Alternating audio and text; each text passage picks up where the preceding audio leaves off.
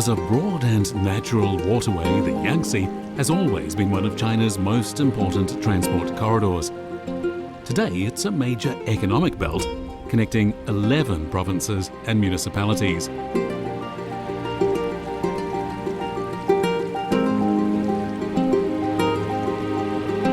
Because of its size and the industry in its catchment area, the Yangtze today has the largest cargo volume of any river in the world.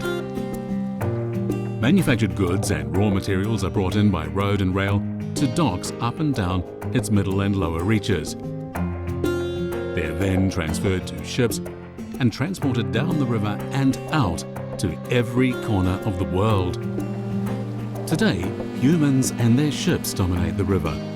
But for millions of years before humans appeared, it was home to another big mammal, the narrow-ridged finless porpoise. Today, there are only a little over 400 porpoises left in the main section of the Yangtze. They are already critically endangered. In 2001, a sanctuary for freshwater porpoises was set up on a side channel of the river in the city of Tongling.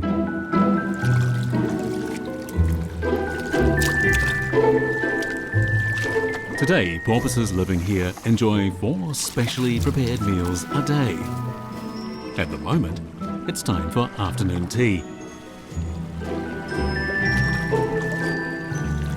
After nearly 2 decades of efforts at captive breeding, a total of 7 baby porpoises have been born here. It's hoped that eventually they'll be able to return to the bigger river.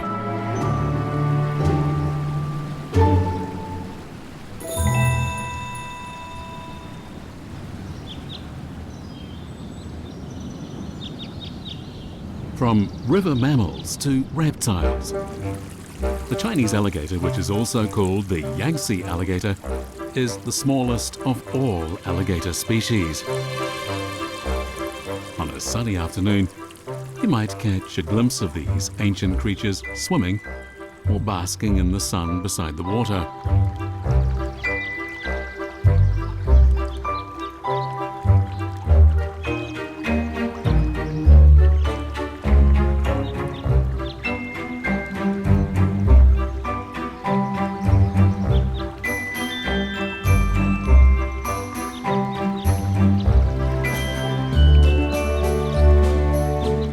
Like porpoises, the alligators were once common in the middle and lower reaches of the Yangtze, but by the end of the 20th century, numbers had fallen to an estimated 150. Captive breeding efforts since then have raised that number to over 16,000. After reintroduction training at this breeding center in Xuancheng City, they'll be returned to live in the wild.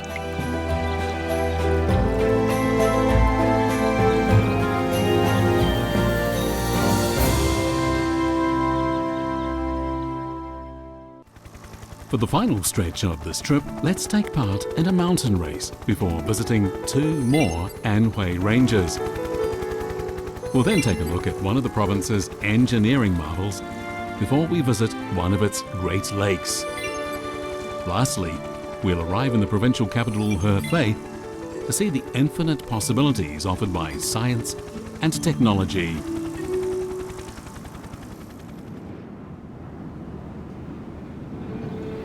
The southern and central areas of Anhui are filled with mountains.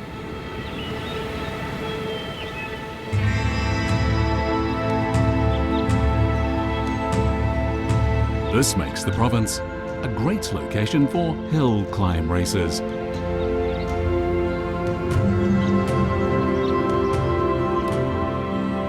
This course is known as the Anhui-Zhejiang Sky Road. It's only 31 kilometers long, but it has 351 bends and a total climb of 915 meters. A further difficulty for riders is mist, which often envelops the trail.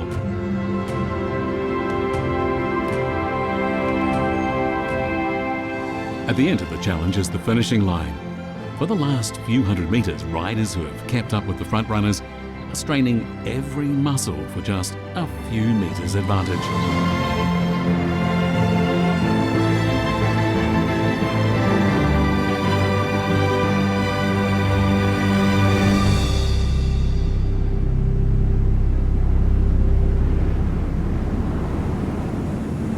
Flying northwest to central Anhui in the Tianzhu mountain range, we pass over some striking rock formations.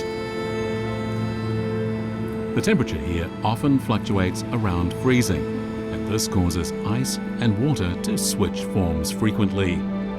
The result of the variations is erosion. The freezing and thawing water polishes the rocks until they become smooth and round.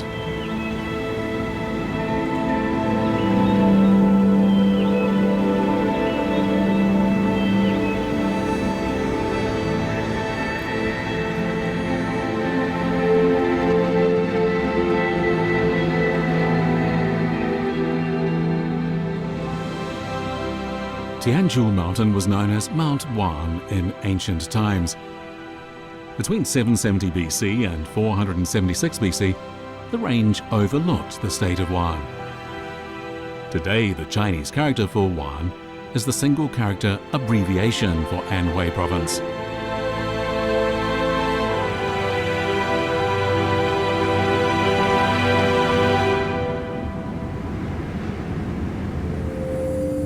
In the Dabie mountain range to the northwest, meanwhile, the average annual temperature is around 17 degrees Celsius. This means that after snow has fallen, it rarely settles for very long. Shortly after winter precipitation covers the slopes with white, the melting process begins. Ice and snow thaw, and rivulets converge into streams running down the mountainsides.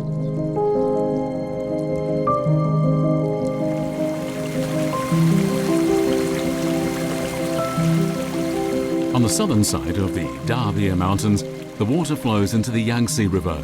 On the northern side, it ends up in the Huaihe River.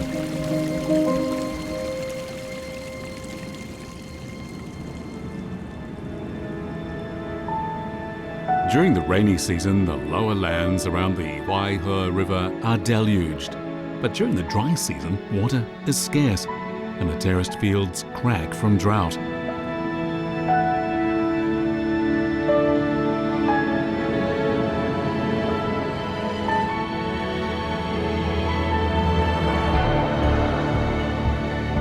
In the 1950s, the people of central Anhui began using engineering to moderate these natural fluctuations.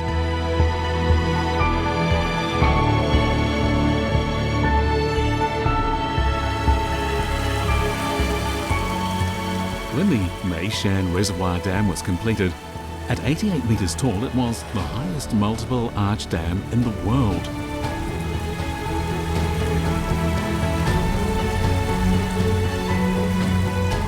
A huge system of similar structures was erected between the Huai and Yangtze rivers here. Together, they form the Pishihang Irrigation District, containing 6 large reservoirs, more than 1,200 small and medium-sized reservoirs, 210,000 ponds, and more than 20,000 kilometers of water channels.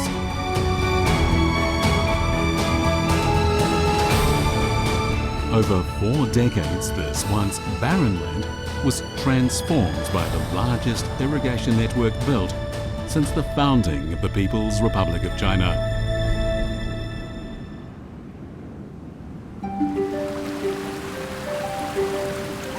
Not far away, Chaohu Lake is also undergoing a major change.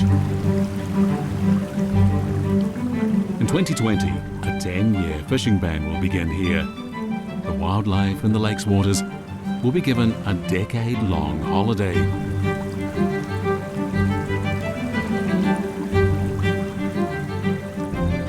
The fishermen who once worked the lake's waters are being reassigned to other occupations. From now on, their mooring ports will be handed over to nature.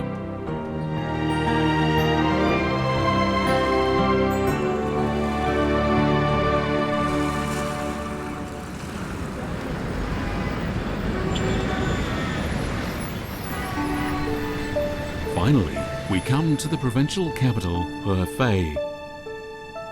Late at night, the city's bustle is approaching its lowest ebb. These quieter hours are a good time to read a book and take time out from the pressures of urban life.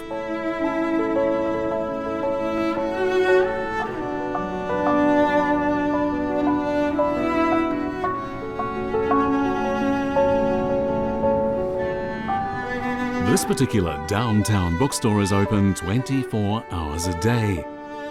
For night owls, it's the perfect place to read, browse and perhaps socialize as well.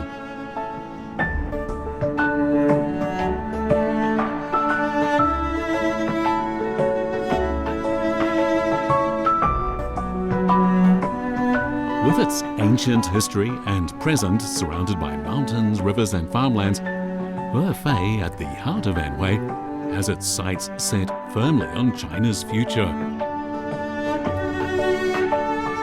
The University of Science and Technology of China here was set up in the 1950s to develop a high-level science and technology workforce as deemed critical for the country's economy, defense and science and technology education.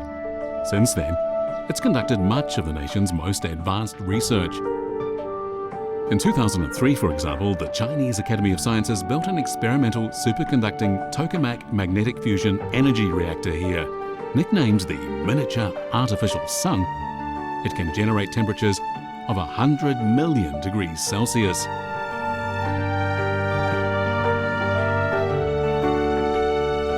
Hefei also gave birth to China's first microcomputer and the world's first quantum science satellite.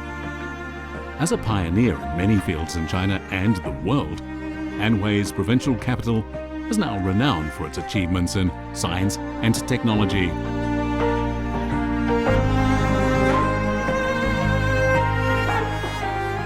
Anhui is the province that spans North and South China, with Hefei, its capital, at its center.